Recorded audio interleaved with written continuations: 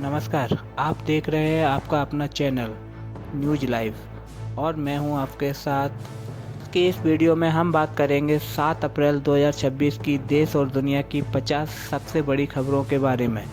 राजनीति, मौसम, अर्थव्यवस्था, खेल और टेक्नोलॉजी, हर बड़ी अपडेट सिर्फ कुछ मिनटों में, तो वीडियो को अंत तक जरूर देखें। देश में आज संसद सत्र के दौरान कई अहम विधेयकों पर चर्चा हुई। सरकार और विपक्ष के बीच तीखी बहस देखने को मिली। खासकर आर्थिक नीतियों और बेरोजगारी के मुद्दे पर माहौल गर्म रहा।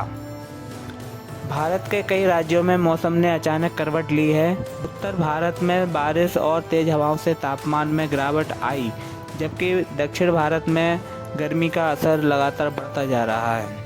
शेयर बाजार में आज उतार चढ़ाव का दौर देखने को मिला। निवेशकों में वैश्विक संकेतों को लेकर चिंता रही, जिससे सेंसेक्स और निफ्टी दोनों में हल्की गिरावट दर्ज की गई।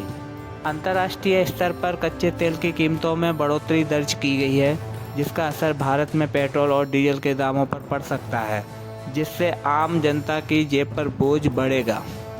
शिक्षा क्षेत्र में सरकार ने नई डिजिटल नीति लागू करने की घोषणा की है, जिसके तहत स्कूलों में ऑनलाइन और स्मार्ट क्लासरूम को बढ़ावा दिया जाएगा। देश के कई शहरों में प्रदूषण स्तर फिर से बढ़ने लगा है। विशेषज्ञों ने चेतावनी दी है कि अगर समय रहते कदम नहीं उठाए गए तो स्वास्थ्य पर गंभीर प्रभाव पड़ सकता है।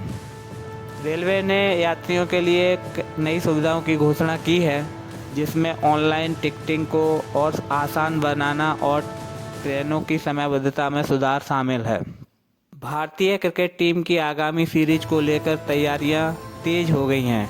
टीम चयन को लेकर कई युवा खिलाड़ियों को मौका मिलने की चर्चा जोरों पर है। तकनीकी क्षेत्र में एक बड़ी भारतीय कंपनी ने नया स्मार्टफोन लॉन्च किया है, जिसमें उन्नत कैमरा और बेहतर बैटरी बैकअप जैसी खूबियां दी गई हैं।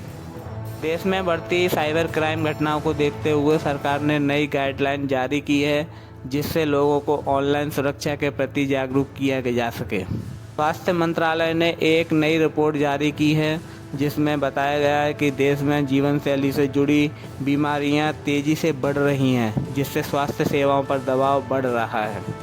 अंतर्राष्ट्रीय राजनीति में कई देशों के बीच तनाव की स्थिति बनी हुई है। कूटनीतिक स्तर पर बातचीत जारी है ताकि स्थिति को नियंत्रित किया जा सके। किसानों के मुद्दे को लेकर कई राज्यों में प्रदर्शन जारी है। किसान संगठनों ने अपनी मांगों को लेकर सरकार से बातचीत की अपील की है। देश में इलेक्ट्रिक वाहनों को बढ़ावा देने के लिए नई सब्सिडी योजना लागू की गई है, जिससे पर्यावरण संरक्षण को बल मिलेगा। पर्यटन क्षेत्र में सुधार के संकेत मिल रहे हैं। गर्मी की छुट्टियों को देखते हुए कई पर्यटन स्थलों पर बुकिंग बढ़ने लगी है। बैंकिंग सेक्टर में नई नीतियों के चलते ग्राहकों को बेहतर डिजिटल सेवाएं मिलने की उम्मीद है, जिससे लेन देन और भी आसान होगा। सोशल मीडिया प्लेटफॉर्म पर फेक न्यूज़ को लेकर सख्ती बढ़ाई गई है। सरकार ने कंपनियों को सख्त निर्देश जारी किए गए हैं। देश में स्टार्टअप्स की संख्या में लगातार वृद्धि हो रही है, जिससे रोजगार के नए अवसर पैदा हो रहे हैं और अर्थव्यवस्था को मजबूती मिल रही है। कई राज्यों में जल संकट गहराता जा रहा है। सरकार ने पानी बचाने और जल प्रबंधन को लेकर अभियान शुरू किया है। रक्षा क्षेत्र में भारत ने एक नई मिसाइल का सफल परीक्षण किया है, जिससे देश की सैन्य क्षमता में इजाफा हुआ है। खेल जगत में भारतीय खिलाड़ियों ने अंतर्राष्ट्रीय प्रतियोगिताओं में शानदार प्रदर्शन किया है, जिससे देश का नाम रोशन हुआ है। देश के कई हिस्सों में सड़क दुर्घटनाओं में वृद्धि देखी गई है। प्रशासन ने ट्रैफिक नियमों के पालन पर जोर दिया है। महंगाई दर को लेकर सरकार और रिजर्व बैंक के बीच चर्चा जारी है, ताकि कीमतों को नियंत्रित किया जा सके। बॉलीवुड में कई बड़ी फिल्मों की रिलीज डेट घोषित की गई है, जिससे दर्शकों में उत्साह देखने को मिल रहा है। शिक्षा बोर्ड ने परीक्षा परिणामों को लेकर नई व्यवस्था लागू की है, जिससे छात्रों को समय पर रिजल्ट मिल सकेगा। देश में डिजिटल पेमेंट का चलन तेज़ी से बढ़ रहा है, जिससे कैशलेस इकोनॉमी को बढ़ावा मिल रहा है। कई शहरों में मेट्रो विस्तार परियोजनाएं तेज़ी से चल रही हैं, जिससे यातायात की समस्या कम होने की उम्मीद है। अंतर्राष्ट्रीय बाजार में सोने और चांदी की कीमतों में उतार चढ़ाव जारी है, जिसका असर निवेशकों पर पड़ रहा है। योजनाएं तेज़ी से चल रही हैं, जिससे यातायात की समस्या कम होने की उम्मीद है। अंतर्राष्ट्रीय बाजार में सोने और चांदी की कीमतों में उतार चढ़ाव जारी है, जिसका असर निवेशकों पर पड़ रहा है। सरकार ने युवाओं के लिए नई रोजगार योजनाओं की घोषणा की है, जिससे कौशल विकास को बढ़ावा मिलेगा। देश में स्वास्थ्य सेवाओं को बेहतर बनाने के लिए नए अस्पतालों का निर्माण किया जा रहा है। कई राज्यों में बिजली की मांग बढ़ने से कटौती की समस्या सामने आई है। सरकार समाधान के प्रयास में कर रही है। पर्यावरण संरक्षण के लिए नए नियम लागू किए गए हैं, जिससे प्रदूषण को नियंत्रित किया जा सके। भारत में इंटरनेट उपयोगकर्ताओं की संख्या लगातार बढ़ रही है, जिससे डिजिटल क्रांति को बल मिल रहा है। देश में महिला सुरक्षा को लेकर नई योजनाएं शुरू की गई हैं, जिससे सुरक्षा व्यवस्था को मजबूत किया जा सके। सुरक्षा को लेकर नई योजनाएं शुरू की गई हैं, जिससे सुरक्षा व्यवस्था को मजबूत किया जा सके। कृषि क्षेत्र में नई तकनीकों का उपयोग बढ़ रहा है, जिससे उत्पादन में वृद्धि हो रही है। कई शहरों में रियल एस्टेट बाजार में तेजी आई है, जिससे निवेशकों की रुचि बढ़ी है। देश में शिक्षा के स्तर को सुधारने के लिए नई नीतियां लागू की जा रही हैं।